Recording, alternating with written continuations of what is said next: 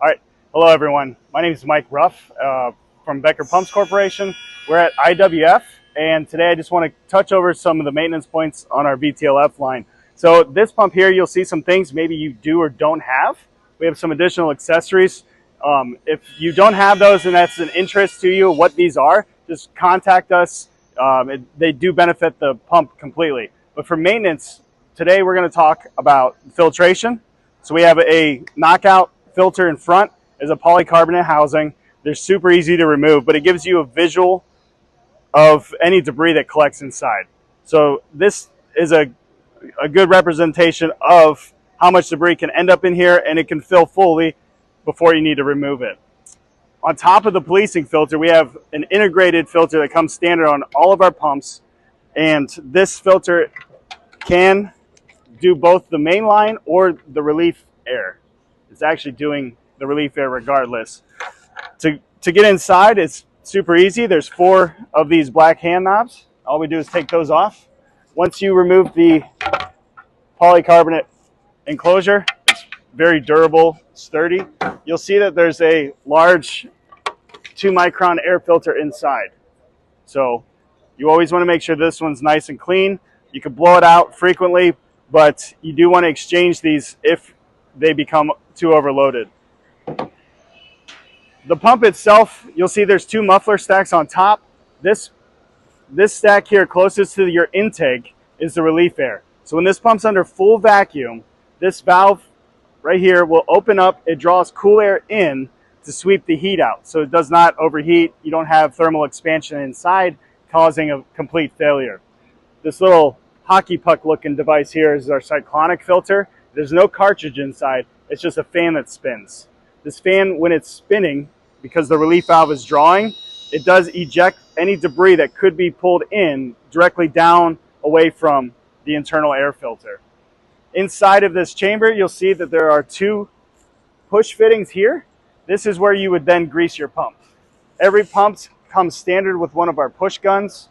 We just pop the top, you'll apply it against the push fitting, and you just give it the appropriate amount of pumps that your specific model requires. Inside we have an internal, it's standard non-return valve. And then if we come to the back here, I'll show you how to service the vanes. So on the back, there's an air guide cover. There will be 4 5mm bolts here that you remove. Once you do that, this cover comes off. Behind that, you can then see the end shield and the bearing housing.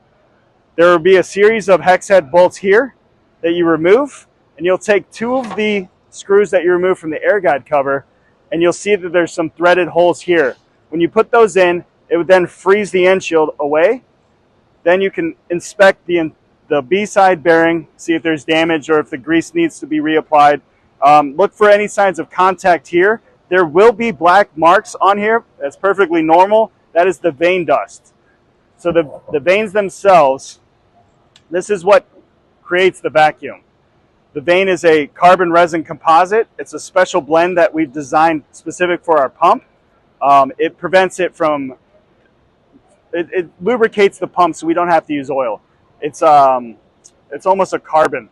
So it does wear down as it spins, but it needs to. It creates a tightness, reduces friction, and then the other really nice part is if these break for any reason, you can open the pump up, blow it out, put a new set in, and you can be up and running within 15-20 minutes at most.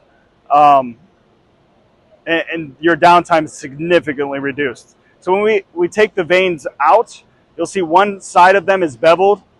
You just want to ensure that this bevel lines back up flush with the housing before you reactivate the pump. When we do an inspection, you're going to use micrometers or calipers. You're going to measure the height. So the vane is wearing from the bottom up, and there is a limit on how small this vane can reduce to. On the pump itself, there's a maintenance sticker. It comes with every single one.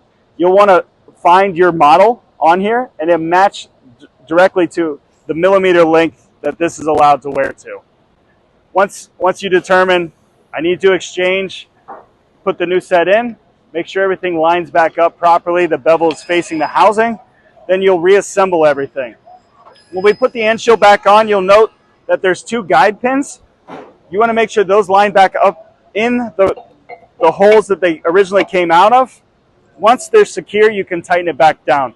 Those guide pins will set your rotor to housing tolerance. So if they're not lined back up properly, that rotor can contact internally.